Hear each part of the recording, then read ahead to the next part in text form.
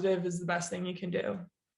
Absolutely. I love that advice. And sort of on that front, one of the other things I was interested in talking to you about was, your Under Armour commercial, where you talk Yeah. about sort of like imposter syndrome. And I think you just alluded to that in that, all of us feel that at some point to varying degrees, but literally, I think every human has felt that. And so you mentioned just a little bit about how you sort of dealt with that. And in the commercial, you talk about watching film of your positive, plays and whatnot. But I think it's important for somebody to hear, a WNBA player saying, man, sometimes I struggle with self-confidence. Yeah. It's not always like I walk out there and I'm just ready to drop 30, and so Yeah.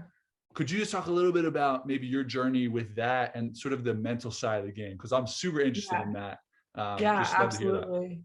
Yeah. So with the Under Armour commercial, like I was super lucky that, they had this new campaign coming out, like Under the Armor, and they were at the forefront of talking about like the mentality side of sports, because that's half the game. It's not just training your muscles and everything. It's like your mind is so important to your performance.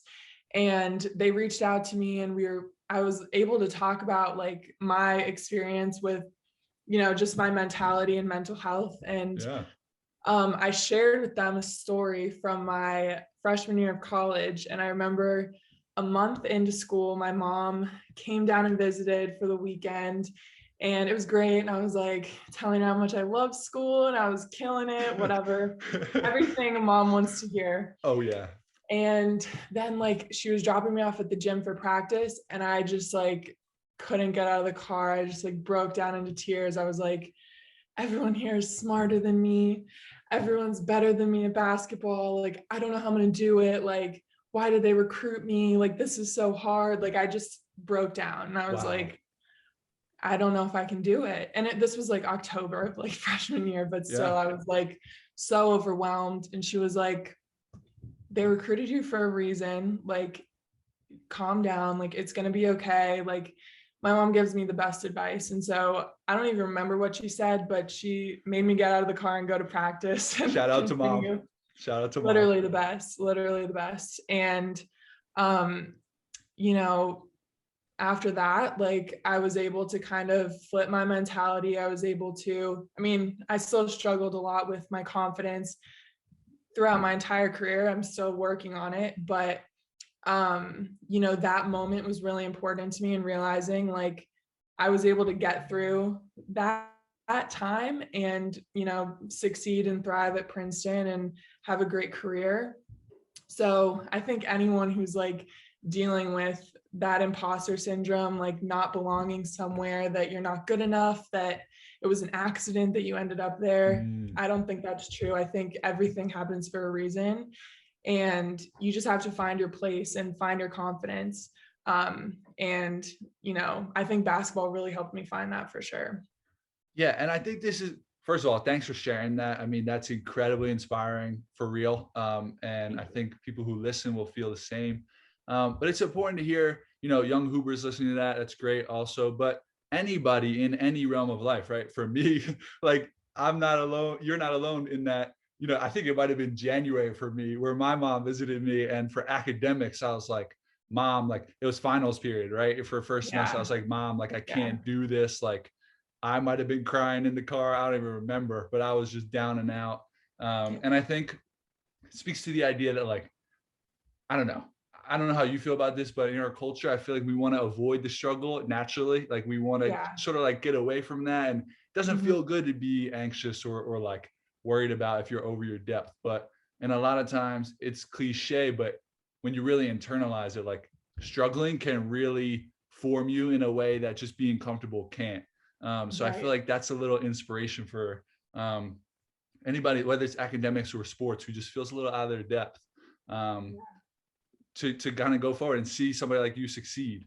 And so my question would be, was it just like the mental attitude or your mom's support, or a host of factors that sort of helped you build that confidence? And did you do any sort of like meditation or visualization or anything to really work on that mental side of your game at all? It's okay if not, but. No, yeah, that's like a huge thing. Like even when I was in middle school, I remember my mom was like, before a game, she was like, I want you to close your eyes and like go through the whole game in your head, but everything's gonna go well in your mind. So I'd win the Mm, tip, I was blocking people, I was making every shot, I was like running up and down the floor, getting every rebound. And that was kind of like a really like early practice of like positive visualization, and I didn't mm, realize that was like such an important tool for athletes all over the world at every level.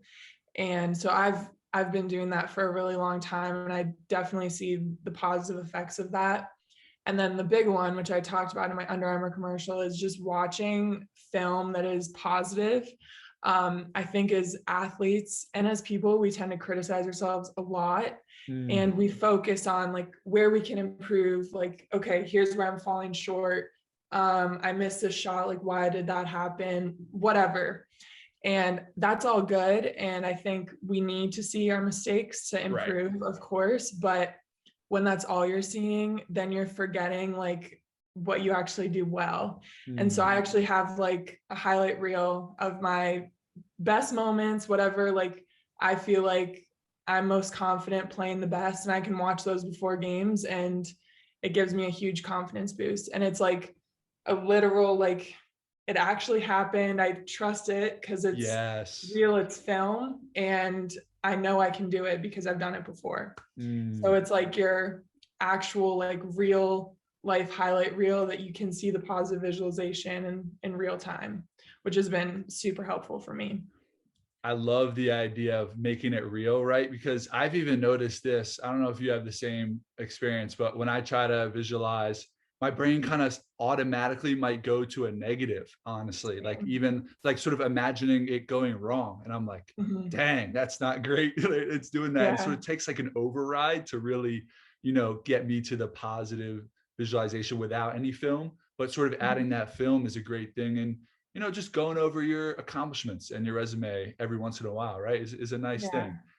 And then like you said, sort of when you got criticism from Coach Banghart or any of the coaches, like were you able to just sort of apply, like switch over to the mindset of like, okay, now I'm going to learn from this.